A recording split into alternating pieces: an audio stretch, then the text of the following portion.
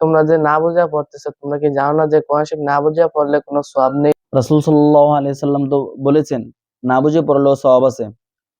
ক্বালা রাসূলুল্লাহি সাল্লাল্লাহু আলাইহি ওয়াসাল্লাম মান ক্বারা হারফাম মিন কিতাবিল্লাহি ফালাহু বিহি হাসানাতুন ওয়াল হাসানাতু বিআশরি আমসালিহা লা আকুলু আলিফ লাম মিম হারফুন ওয়ালাকিন আলিফুন হারফুন ওয়া লামুন হারফুন ওয়া মিমুন হারফুন।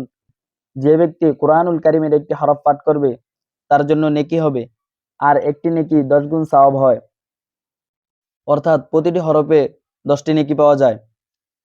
রাসূল সাল্লাল্লাহু আলাইহি ওয়াসাল্লাম বলেছেন, আমি তো বলিনি আলিফ লাম মিম একটি হরফ, বরং আলিফ একটি হরফ, লাম একটি হরফ, মিম একটি হরফ। যে ব্যক্তি আলিফ লাম মিম এই 3টি হরফ পাঠ করবে সে 30 নেকি পাবে। এতদিন আমি ভুল বলছিলাম, আজকে আমি সঠিকটা জানলাম। জাযাকাল্লাহ।